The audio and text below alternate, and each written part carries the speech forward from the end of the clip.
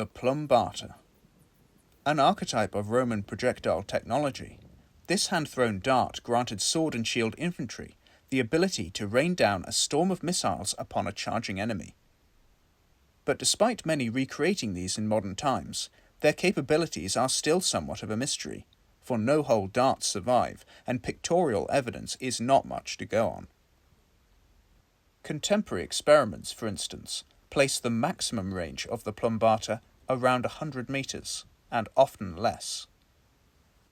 In this video, I will show my efforts towards optimizing this technology to balance cost, ease of throwing, terminal impact, and range, just as the Romans would have done almost 2,000 years ago. To start out, I made a great variety. I tried different lengths and weights, fletching positions, size and number of feathers. I experimented with shaft diameter, material and tapering, while also studying original surviving weights and points. These are just some of the prototypes tested. This was the final evolution. 3 long but not too tall fletchings that extend all the way to the back of the slightly tapered 10mm pine shaft. This provides excellent stabilization without creating too much drag. The shaft extends about 55 centimeters from a 65-gram lead weight. The point is about 12 centimeters long and barbed. The result is a total weight of about 125 grams. Not too heavy, but not too light either, aiming to combine good range with striking force. Now for the tests. I got my chronograph out. The red square is at 40 meters, just for reference. Let's see how fast these throws are.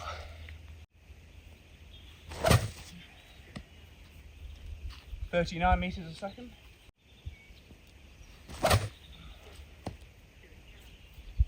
39 meters a second. 39 meters a second. 40 meters a second. The long and relatively thin shaft of these darts reduces weight, increases stability, and efficiency of both the internal and external ballistics.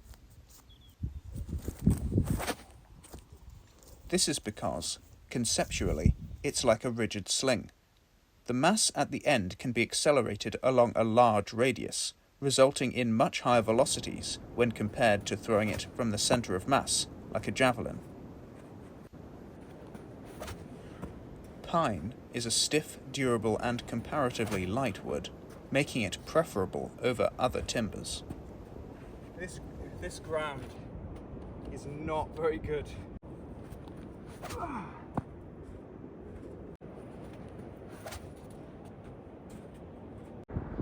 So here we are at 125 meters, and that is where the main group of darts lies. But here, at 140 meters, we have an outlier.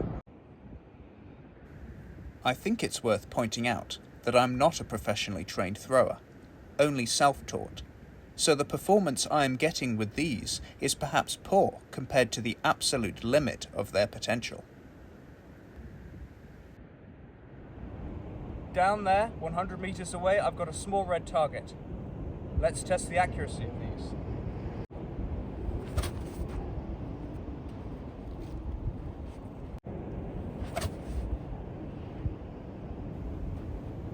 This length is very easy to throw. If made much shorter or longer, it makes them comparatively awkward to throw from the stationary position, potentially turning a compact formation into a hindrance.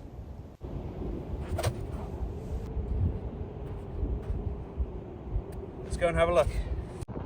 Here by the target, there are a few just within a few meters or so. Right, let's give that another shot.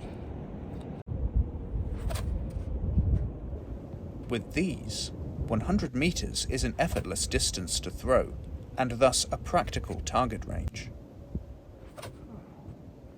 I did experiment with placing the fletchings a palm's width down the shaft, leaving the handle section bare, but I found there was less surety of grip and less stability in flight.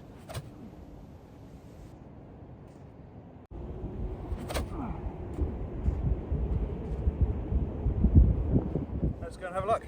The accuracy feels like it could be improved a lot with practice, but even so, is precision essential when deployed against large formations? Now, aiming at the same target, let's see how fast I can get all of these off.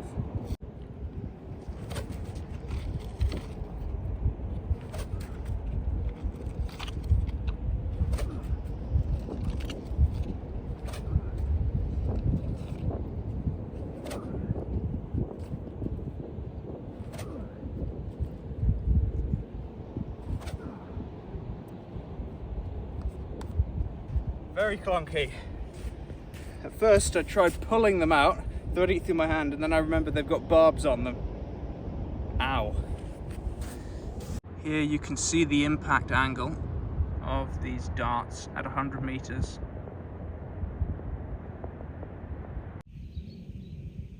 Right, now let's throw some doubles.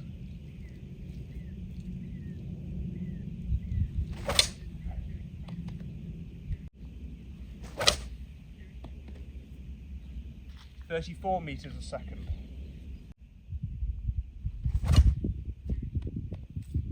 "34 meters a second. The faster the dart can stabilize, the less energy is lost. It also reduces the minimum range they can be used, an important asset if the enemy is close and approaching fast. But if the fletchings are too tall, then they will act like a parachute and slow it down excessively.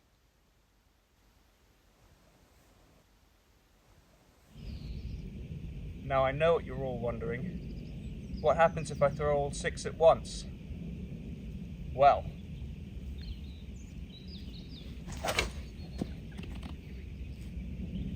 "23 meters a second.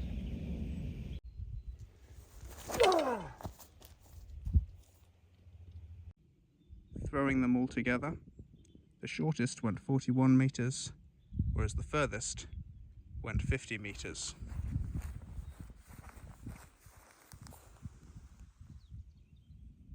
So, for the recap, I have to say overall I'm quite pleased with these. It's 125 grams, about 4.5 ounces, and in my hands I can throw at about 40 meters a second, which is about 131 feet per second, generating 100 joules of kinetic energy and 5 kilogram meters a second of momentum.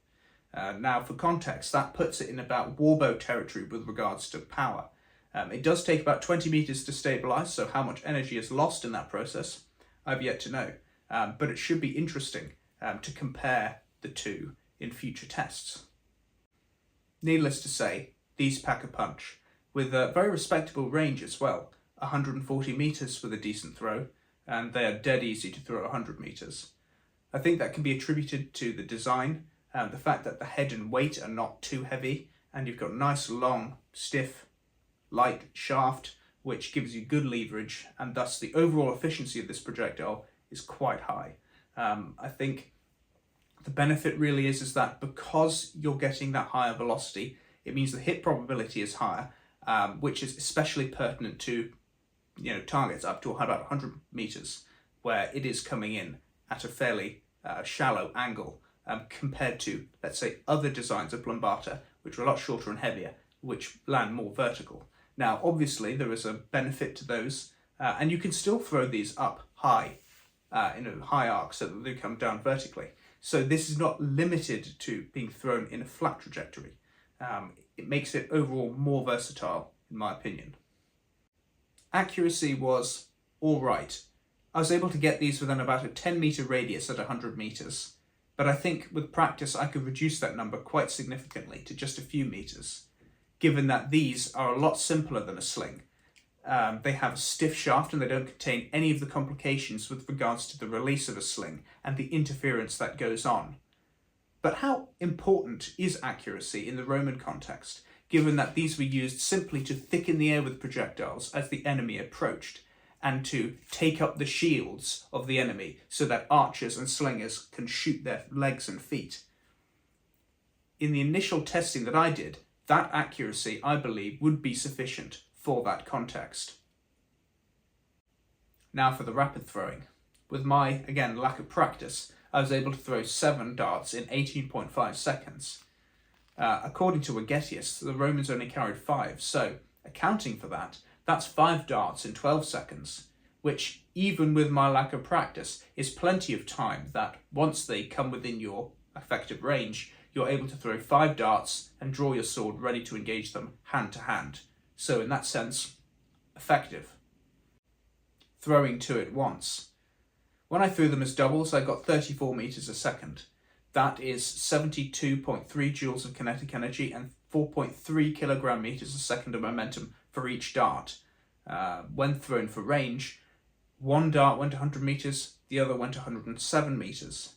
Now that's really interesting, because I think that that is just about enough for it to be effective enough to actually practice it. And if the Romans did use Plumbata, constructed like this, it's possible that they did throw 2 darts at once in certain situations, because that does mean that you get twice the number of projectiles in a single salvo. So food for thought, definitely. Throwing them all together, it's just a bit of fun, really. I think they got like 23 meters a second, which is about 33 joules of kinetic energy for each dart. I think it went something like 41 to 50 meters. Not really effective, especially when you consider that throwing them individually or as a double has much higher velocity and goes a much greater distance. So throwing them all together is a waste of potential, in my opinion. So at the end of it, this is a compromise.